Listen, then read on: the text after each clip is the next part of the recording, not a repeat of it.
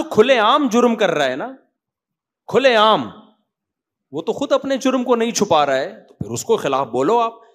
بند کمروں میں کون کیا کر رہا ہے, کس کا کس سے چکر چل رہا ہے, کس کی بیوی کیا کر رہی ہے, کس کا میاں کیا کر رہا ہے, یہ میرے اور آپ کا ہیڈ ایک بولو نہیں ہے, یہ ہمارا ہیڈ ایک نہیں ہے. بولو بھائی, میں تو ان عورتوں کو ڈانٹ دیتا ہوں جو جن کو میں جانتا ہوں, ان کے شوہروں کو جانتا ہوں, وہ بتا رہی ہوتی ہے میرا شوہر یہ کر رہا تھا. میں کہتا ہوں بھائی آپ کے شوہر کو میں جانتا ہوں, آپ اپنے شوہر کے راز میرے سامنے کیوں فاش کر رہی ہو کہ وہ یہ کرتا ہے؟ انون بن کے بھی تو پوچھا جا سکتا ہے نا کہ اگر کسی عورت کا شوہر فحش فلمیں دیکھتا ہے تو کیا حکم ہے. ایک عورت مجھے بتا رہی ہے, اس کے شوہر کو جانتا ہوں, میرے میاں فحش فلمیں دیکھتے ہیں. ابے تمہارے میاں فحش فلمیں دیکھتے ہیں, اس نے بھی گند کیا, تم نے اس کو, میں اس کو جانتا بھی ہوں تمہارے میاں کو, میرے دل میں اب اس کی عزت رہے گی؟ میرے بیان میں آ کے بیٹھے گا, میں بولوں گی وہی ہے جس کی بیوی کہہ رہی تھی فلمیں دیکھتا ہے. میں بھی تو انسان ہوں نا, میرے دل میں بال آئے گا کہ نہیں آئے گا؟ عورت ذلیل کر رہی ہے اپنے شوہر کو, یار جو تمہارا سب سے بڑا, جو تمہارے لیے اللہ نے مقام بنایا, باپ سے بڑا رتبہ دیا ہے شوہر کو, جب آپ نے اس کو ذلیل کر دیا تو 2 ٹکے کی عزت اب آپ نے اس کی چھوڑی نہیں ہے. پردہ ڈال دیتی, گھر میں انون بن کے پوچھتی کہ میرا میاں یہ کام کرتا ہے, تو ایسے میاں کا کیا حکم ہے؟ میں بہت ساری مشورے دے دیتا آپ کو. لیکن جب آپ نے بول دیا وہ والا میاں, اس کی بات کر رہی وہ جو آپ کے بیان میں سامنے, آپ میں سے کوئی نہیں ہے بھائی جو سامنے بیٹھا ہوتا نا, یہ والے سائڈ پہ یہ والا میاں, اتنے تکلف کی کیا ضرورت ہے یار؟ میں بھائی جب ہم سب آپس میں ملتے ہیں تو ہمیں کیا پتا کون کیا کر رہے ہیں, ہم یہی سمجھتے ہیں سب نیک ہیں, یہی سمجھ کے ملتے ہیں نا. نہ آپ میرے گناہ جانتے ہو نہ میں آپ کے گناہ. محبت ہے, جو ہو اللہ سے معاملہ رکھو بھائی اپنا. لیکن جب بتا دیا بھائی مذاق کر رہا ہوں, آپ نہیں ہے, یہ ایسا کرتا ہے, میں نے بول دیا یہ یوں کرتا ہے, یہ یوں کرتا ہے, کیا عزت رہ گئی بھائی؟ انسان 100 دفعہ گناہ کر کے, خدا کی قسم 100 دفعہ اللہ کے سامنے توبہ کرے نا, اللہ فرشتوں سے بھی بھلا دیتا ہے کہ اس نے کبھی گناہ کیا. اللہ کا ضرب بہت بڑا ہے. ایک دفعہ کسی عورت نے اپنے شوہر کے گناہ کو پبلک کے سامنے لے آئی نا, وہ 100 دفعہ بھی توبہ کر لے گا, اب اس کی عزت سوسائٹی میں بحال نہیں ہو سکتی. اسی طرح مرد بھی اگر اپنی بیوی کے کسی گناہ کو دنیا کے سامنے لے آئے, اب وہ عورت 100 دفعہ بھی توبہ کر لے گی, اب اس کی سوسائٹی میں عزت, جب لوگ ویسے تو عزت دیں گے, ذرا سا مسئلہ ہوگا لوگ کہیں گے یہ وہی ہے, یہ کیا ہے. تو میاں بیوی تو ایک دوسرے کا لباس ہیں, ایک دوسرے کے رازوں پہ پردہ ڈالنے والے ہیں. جب آپ نے پردے ہی اٹھا دیے تو میاں بیوی کے جو رشتے کی بیس تھی وہ کیا ہو گئی بھائی؟ ختم, وہ بالکل ختم. تو کیسے جرم ہو رہے ہیں سوسائٹی میں یار, ایک دوسرے کے راز اچھال رہے ہو, سوشل میڈیا پہ چسکے لے لے کے. ہاں کھلے عام جو کر رہا ہے اس کو ذلیل کرو, چور ہے, لوٹ رہا ہے لوگوں کی دولت کھلے عام, اس کو نہیں کہ پردے ڈالو گے نا, اس کا تو شریعت نے حکم دیا بھائی نقصان پہنچائے گا. کچھ گناہ کس کے ساتھ ہیں؟ اللہ بندے کا معاملہ ہے, تو اس پہ کیا کرنا ہے؟ پردہ ڈالنا ہے. تو اس میں لوگوں نے خفیہ کیمرے لگا لگا کے ایکسپوز کر رہے ہوتے ہیں. لوگ کیمرہ لگانے والے کو گالیاں نہیں دے رہے ہوتے. میرے پاس ایک مسجد کا کیس آیا کہ خادم کے کمرے میں کسی نے چپکے سے کیمرہ لگا دیا. تو اب کیا ہے, یہاں کا واقعہ نہیں ہے کہ یہاں سمجھے یہاں کے خادم کی بات ہو رہی ہے, ایک مسجد کا, وہ مسجد کے جو کمیٹی تھی نا اس کے خادم سے جھگڑا ہو گیا. اب کمیٹی نے کیا کیا, مسجد کے خادم کے کمرہ بھی اس کو ایک الگ گھر دیا ہوا تھا, مسجد کا کمرہ نہیں تھا, یعنی ایک الگ گھر دیا ہوا تھا. تو کیا کیا, اس گھر میں چپکے سے کیمرہ لگا دیا. اب اس نے کوئی غلط حرکت کی ہوگی, فوج فلم دیکھی ہوگی یا کیا کیا ہوگا, اس کو اب بلیک میل کرنا شروع کر دیا. وہ بیچارہ روتا ہوا میرے پاس آیا. میں نے کہا میرے بھائی تم نے تو غلط کیا, لیکن خدا کی قسم مجھے نہیں لگتا کہ اللہ ان کمبختوں کو کبھی توبہ کی توفیق دے گا. آپ کو کسی کے کمرے میں گھسنے کی اجازت بولو نہیں ہے. اللہ اس کو معاف کر دے گا, اور تو نئی فلم دیکھ رہا نا, غلط نہیں کر رہا, لیکن کیمرہ لگا کے چلا گیا ہے, تجھے نہیں چھوڑے گا اللہ.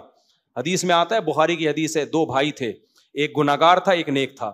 وہ نیک ہر وقت گناہگار کو تانے دیتا رہتا تھا کہ تو ایسا ہے, تو ایسا ہے.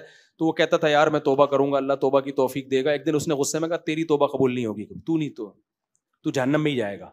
حدیث میں آتا ہے اللہ کو اتنا غصہ آیا, این المتعلی علی اللہ, حدیث کے الفاظ ہیں. اس نے قسم اٹھائی کہ اللہ کی قسم تیری مغفرت نہیں ہوگی.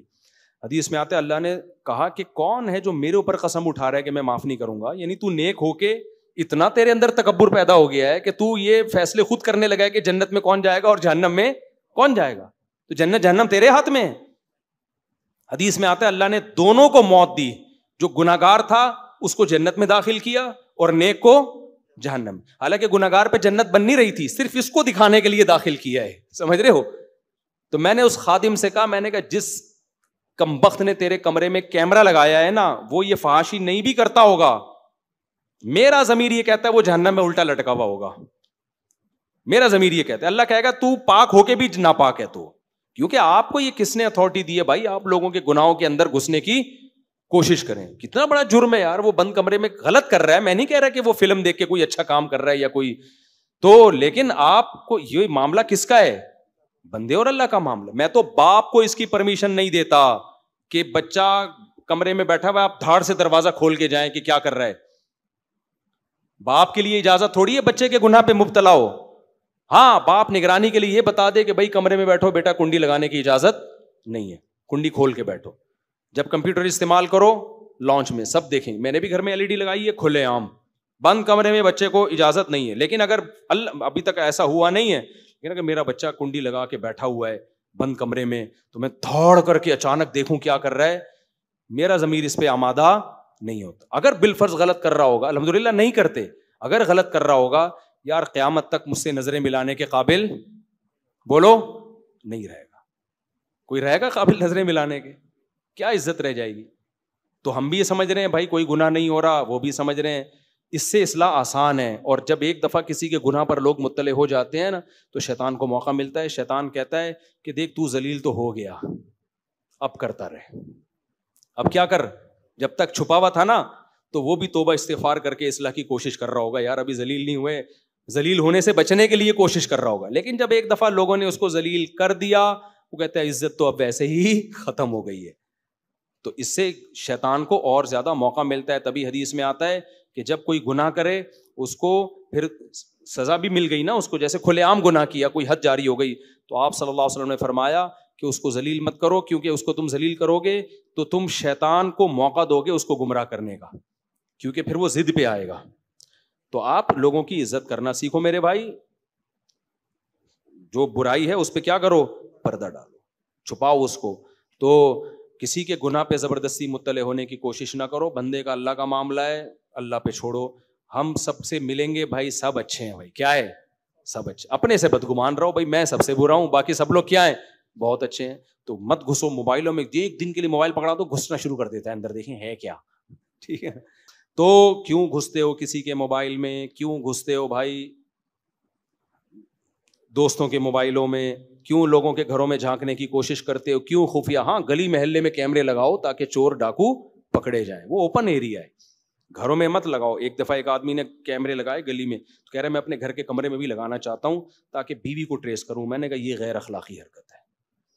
اگر بیوی پر اتنا اعتماد ہے ہی نہیں نا تو پھر رکھو ہی نہیں بیوی.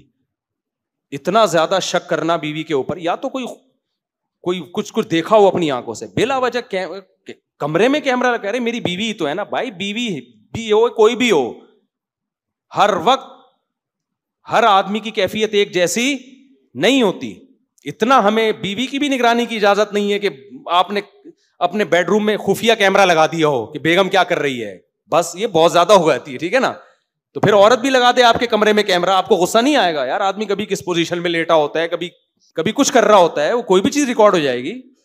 تو اتنا نہیں بھائی, بیوی پر اگر اعتماد نہیں ہے تو چھوڑ دو یار اس کو, اتنا کیوں ہوا تھا. نبی صلی اللہ علیہ وسلم نے پتہ ہے کیا فرمایا, جب کوئی سفر سے واپس آئے, صحیح حدیث ہے, تو اچانک گھر میں مت داخل ہو, صحیح حدیث ہے, پہلے اطلاع کر دو گھر والوں کو کہ میں آ گیا ہوں. کیسی احکام ہمیں سکھائے. اچانک چھاپے مت مارو, ایک دم دھاڑ کر کے کنڈی کھول کے آیا, دیکھوں بیگم جمشید کے ساتھ بیٹھی ہے یا غفار کے ساتھ بیٹھی ہے. کیا غیر اخلاقی حرکت ہے یار.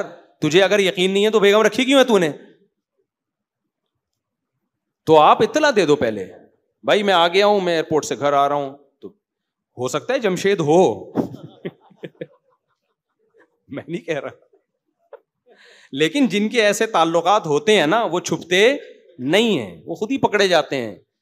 تو خام خواہ معصوم بیوی پہ شک نہ کرو, کوئی باقاعدہ رپورٹیں ہیں تو پھر تو نگرانی کرو, باقاعدہ ہوں. لیکن وہمی آدمی کو رپورٹیں نہیں ہوتی, وہمی کا کھوپڑی کبھی سیٹ ہوتی نہیں ہے. خام خواہ میں شک مت کرو. اگر کوئی رپورٹیں مل رہی ہیں, یہ شک کرنا, شبہ کرنا, خفیہ کیمرے لگانا, یہ ٹھیک عمل نہیں ہے, گناہ ہے, اس سے گھر اجڑتے ہیں.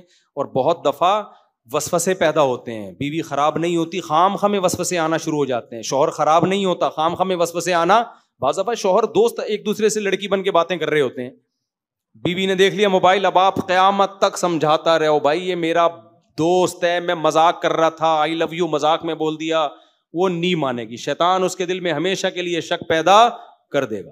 اسی طرح عورت کے ساتھ بھی ہوتا ہے. تو اللہ نے ایک اصول اور ضابطہ بنا دیا, بھائی کسی کے راز کو فاش مت کرو, تجسس مت کرو, کسی کی ٹوہ میں لگنے کی کوشش مت کرو. سب کو کیا سمجھو, اچھا, اور لوگ بھی تمہیں کیا سمجھیں, اچھا. باقی کوئی برائی ہے کس کے سامنے رکھو, اللہ کے سامنے, اس کی اصلاح کی کوشش کرو. یہ اسلام نے نظام